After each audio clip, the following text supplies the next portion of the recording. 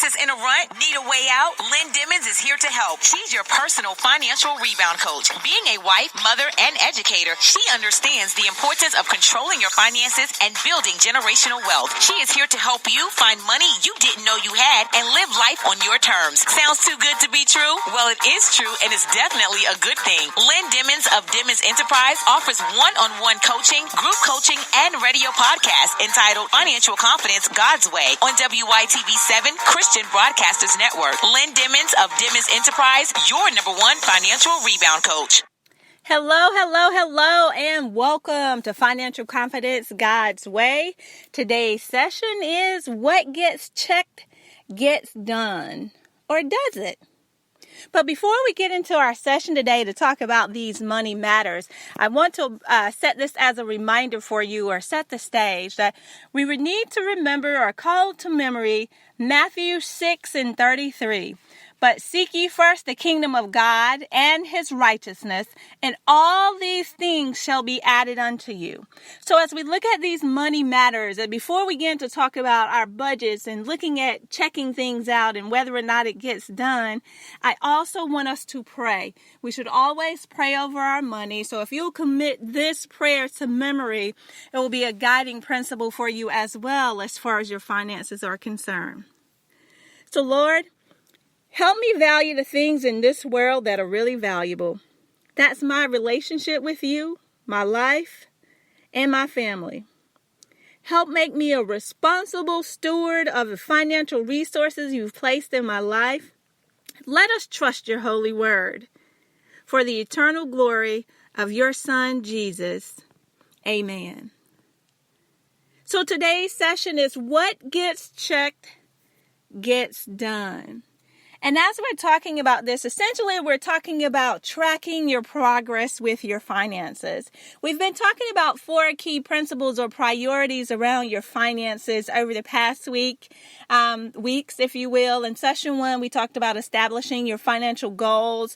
So if you missed that show, go back and review the show because we've laid the foundation for you there. Second, you have to prioritize these goals. What's most important to you? And then third, you have to make a measurable plan. Now, today's session, we're talking about tracking your progress, right? So what gets checked gets done. It's something that we hear over and over, whether that's organizationally or in our finances, no matter the case of where you hear this, oftentimes this is very true.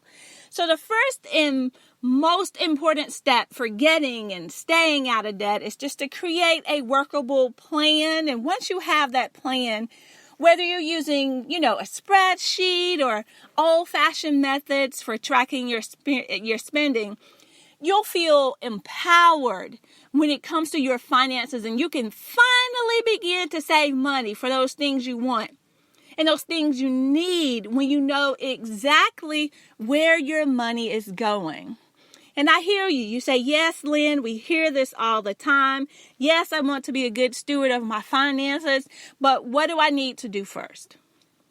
The first thing you need to do is to assess your net income.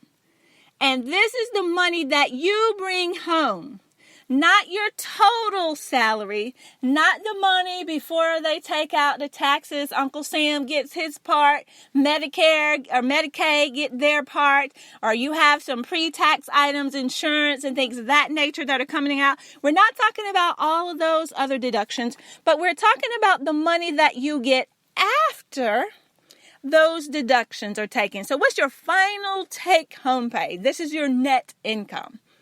And this is what you need to use when you're creating a workable plan, or a budget here, if you will, if you choose that term. Next, you have to track every dime, every penny of your spending, and do this for a month. Why are we saying do this for a month? If you do this for at least a month, this will help you to make adjustments in the way you spend money and identify where those problem areas are. Research suggests to us that we have to do something over 21 days at least, 21 days to develop that behavior. So we're going to set it at a month, right? So this way we'll see the number of checks that are coming in, whether you're paid monthly, bi-weekly, or weekly. You'll have a month's worth of paychecks that you're dealing with. And you can actually go through and make any adjustments based upon those spending habits. And you can see where, this is an area that I can drop, or this is an area where I need to make a change. And oftentimes, people are surprised where their money is going when you take a hard look at it. And I know you hear me say this often. If you followed me on any of the different social media platforms, or if you've been to my events, this is something that I talk about often. Once we take a hard look at our finances, there are money leaks that we can now plug, that we can now feel that we haven't in the past. We also need to set reachable goals. And we've talked about this, right? We talked about this in the early stages.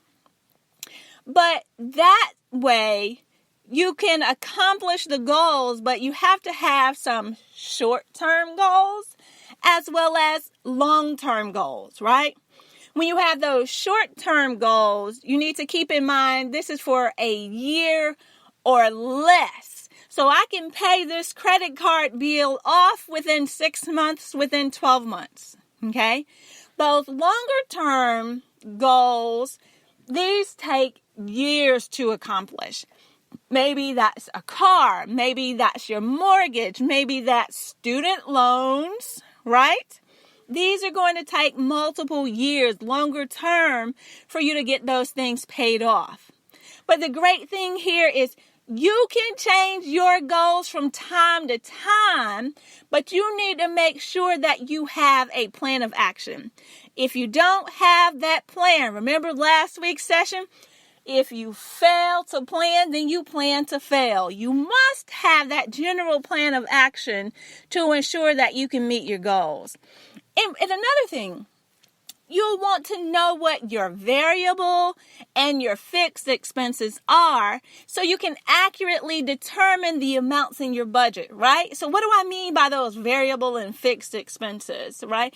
Some people pay their insurance every month. Some people do not, okay? So for example, our finances in my family, we've set it up to where we pay the full amount every 6 months when our insurance comes due. Why? Because it's cheaper. If we pay month to month, we know that there will be a higher expense associated with that. So we have a separate account set aside that we're funneling money into each paycheck so that we are able to pay that full amount in 6 months, right? That's a fixed expense for us, whereas for others, it may not be. A variable expense, of course, would be maybe your cable, if you purchase some additional movies, or your electric bill. That can be a variable expense because it's maybe higher in the summer and lower in the winter, or vice versa, right? Depending upon the usage within your home. So make sure that you are aware of those. Just look at your past records for spending, or check the variable expenses, because I know our company, the electric company, actually lets you see the usage over the year right there on the bill. So I can see when it's going to be higher because we're using the AC more, or it will be lower because we're not using it. So checking those past records, what's the past history of those bills for you and your family, so that you can now track that more appropriately. So those variable and those fixed expenses, they'll give you a good idea of what you'll be spending throughout the year, right? Your fixed expenses, they'll likely be more accurate than your variable expenses, but that's okay. Your variable expenses, whether that's clothing for school or unexpected medical expenses, we have to take those into account. So the key here is just to take a hard look at the habits you've developed, whether that was in the past or moving forward, and adjust, right? Adjust so you're not leaking that money, those money leaks that can be now used to pay off bills or other needs or wants goals, right? So look for places, look for cuts you can make in your spending, and try to adjust the numbers in your budget so you can eventually accomplish your goals. So don't simply work on a budget and then forget about it, right? That's the surest way to fail. That's the surest way to go back to your old behaviors or those old spending habits, if you will. So look at an itemized budget, or look at an itemized plan if you don't like the B word, the budget. You can easily go back now. Go back and see how you've spent every dollar and then adjust as you move forward. Pay off any of those nagging bills, so on and so forth. But make sure you know for you that you know your goals. Go back and review your plans periodically so you can, as if you were looking at a map on a cross-country trip. One mistake that a lot of people make, or that many people make when they're looking at their budget or they're looking at their plan, is they cut out all of the fun in their lives. Please don't do that. Please don't cut out every fun thing, because then I can guarantee you that you will not reach your goals. But rather than cutting out all of the fun stuff, all of the restaurant meals or going out with your friends, simply cut down, right? We don't have to go out every weekend, right? We can simply cut back and go every other weekend, or just do it once a month. So cut down on the number of times that you're eating out, whether that's with your family or with your friends, rather than taking your lunch to work every day. Because I saw a great meme on social media today, and the meme stated, "I don't understand. Everyone told me if I would take my lunch to work, I would save money. But it is 9:43 and I've eaten my lunch. Now I have to go buy another lunch," right? So you just have to take it into account what is going to work best for you. What works for some may not work for others. Okay? So you are in control. These are your finances. Make your money work for you, not for anyone else.